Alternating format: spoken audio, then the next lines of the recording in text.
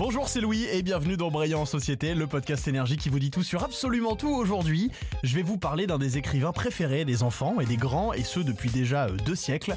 Un homme grâce à qui on peut voyager autant dans l'espace qu'au centre de la Terre. J'ai nommé le grand monsieur Jules Verne. Jules Verne naît le 8 février 1828. On est à Nantes, une ville portuaire animée de l'ouest de la France, baignée par la Loire et ouverte sur l'océan Atlantique. Il est l'aîné d'une fratrie de 5 enfants. Son père, Pierre Verne, est juriste. C'est un homme rigoureux et attaché aux traditions. Et sa mère, Sophia Lotte de la Fouille, appartient à une famille de navigateurs et d'armateurs. Cet héritage maritime nourrit dès l'enfance l'imaginaire du petit Jules, bercé par les récits d'aventures en haute mer. Nantes, à cette époque, est un carrefour commercial et un centre culturel foisonnant marqué par les débuts de la révolution industrielle. Les bateaux partent pour des destinations lointaines et les échos des explorations scientifiques résonnent jusque dans les rues pavées de la ville. Nantes n'est pas seulement une ville tournée vers l'océan, c'est aussi un lieu imprégné d'histoire, marqué par le commerce maritime mais aussi par la traite négrière, abolie seulement en 1848. Ce contexte façonne une ouverture au monde et une conscience des réalités humaines qui influencent l'œuvre de Jules Verne. La curiosité scientifique et géographique de l'époque, symbolisée par des explorateurs tels que Bougainville ou Cook, crée chez lui une fascination pour l'ailleurs. Jules Verne grandit ainsi dans une atmosphère où l'imaginaire est nourri par les histoires de voyage et d'exploration. Il est admiratif des bateaux. Il les observe au port et rêve de partir très loin avec eux.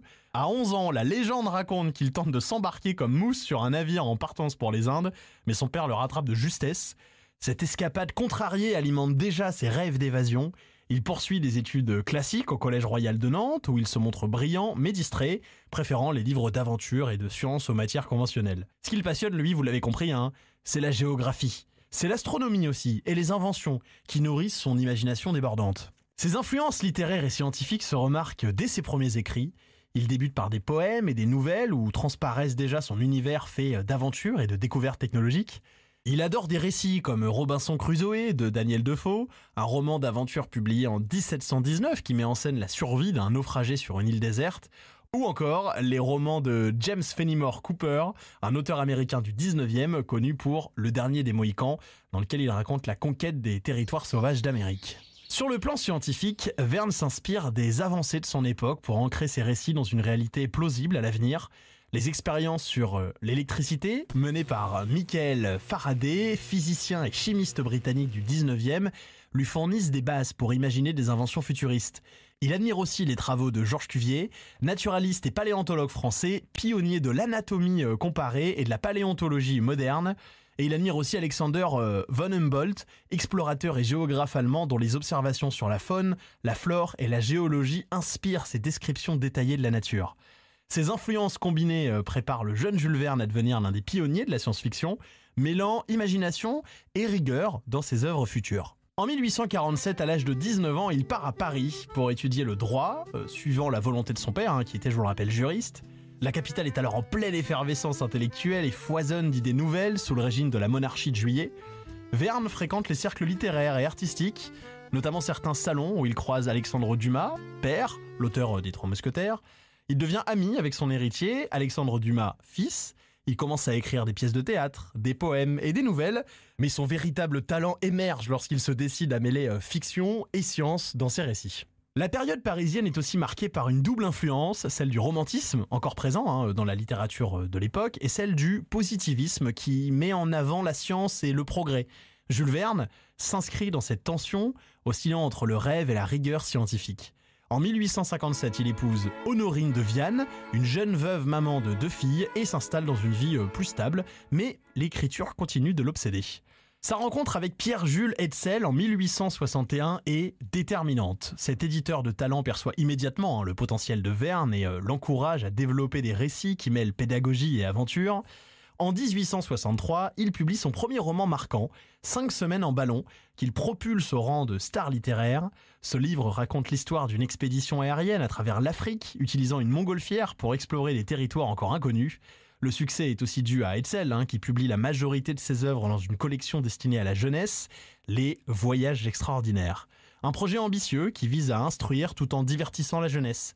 Jules Verne travaille pendant 40 ans sur cette série qui compte 62 romans et 18 nouvelles. Mais pour revenir à ce premier roman, on y trouve déjà le style de l'écrivain. Une intrigue captivante, soutenue par des descriptions techniques et géographiques très précises. Il ne se contente pas d'imaginer des mondes, il les bâtit sur des bases scientifiques solides, rendant ses récits crédibles et fascinants. Et il passe des heures à lire des articles, à étudier des plans d'ingénieurs et à consulter des rapports d'explorateurs. Cette approche pédagogique s'inscrit dans la tradition française des Lumières, où la diffusion du savoir est vue comme un moteur de progrès. Jules Verne devient rapidement un auteur prolifique. Ses romans, comme Voyage au centre de la Terre en 1864, De la Terre à la Lune en 1865, ou le célèbre 20 000 lieues sous les mers en 1870, captivent les lecteurs. Son style est à la fois clair et imagé, ce qui rend ses œuvres accessibles, tout en stimulant l'imaginaire. Par exemple, dans 20 000 lieues sous les mers, il imagine le Nautilus, un sous-marin futuriste piloté par le mystérieux capitaine Nemo. À une époque où les sous-marins sont encore rudimentaires, cette invention littéraire a quelque chose de prophétique. Il anticipe d'ailleurs des inventions comme l'hélicoptère, les scaphandres autonomes ou encore les fusées spatiales. Mais ce qui frappe, c'est sa capacité à rendre ces technologies réalistes et captivantes pour le grand public, surtout à l'époque. Sa vie personnelle, cependant, est plus complexe. Son mariage connaît des hauts et des bas, et ses relations avec le fils qu'il a eu en 1861, Michel, sont souvent conflictuelles. Verne trouve refuge dans l'écriture, mais aussi dans ses amitiés littéraires. Il entretient des correspondances avec des auteurs comme Victor Hugo ou encore Gustave Flaubert. Pourtant, malgré son succès, il reste un homme discret, préférant la solitude et le travail acharné. En 1886, Verne est victime d'une tentative d'assassinat par son neveu, qui souffre de troubles mentaux. Il en garde une blessure à la jambe et une claudication qui l'accompagne jusqu'à sa mort. Cet incident marque le début d'une période plus sombre. Ses derniers romans comme L'île à Hélice ou Le Sphinx des glaces prennent un ton pessimiste, questionnant les limites du progrès et les dérives de la science. Jules Verne meurt le 24 mars 1905 à Amiens. Son influence sur la littérature de science-fiction est indéniable. Ses prédictions technologiques et son exploration des frontières humaines et scientifiques continuent d'inspirer auteurs et cinéastes encore aujourd'hui, affirmant sa place comme pionnier de la modernité littéraire. Le caractère visionnaire de Jules Verne réside dans sa capacité à anticiper des inventions et des découvertes majeures bien avant leur réalisation. Son optimisme envers le progrès reflète l'esprit de son époque, marqué par la révolution industrielle et les grandes découvertes scientifiques. Ses romans ont inspiré des figures emblématiques de la science-fiction comme H.G. Wells ou encore Arthur C. Clarke, ainsi que des astronautes et des explorateurs tels que Jacques-Yves Cousteau ou encore Neil Armstrong. Le réalisme de ses descriptions techniques et son optimisme envers le progrès scientifique trouvent un écho dans les aspirations contemporaines à repousser les limites de la connaissance humaine. Ses œuvres traduites et adaptées dans le monde entier conservent leur pertinence parce qu'elles questionnent la relation entre l'homme et la technologie.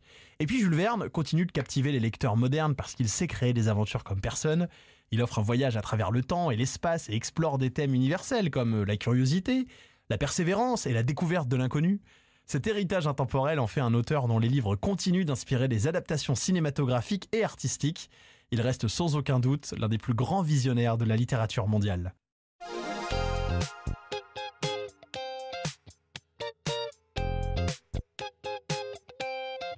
Merci d'avoir écouté cet épisode de Brillant en Société. Je suis Louis, il a été écrit comme d'habitude par la merveilleuse Daphné Breitenbach et je vous retrouve très vite pour un nouvel épisode de Brillant en Société.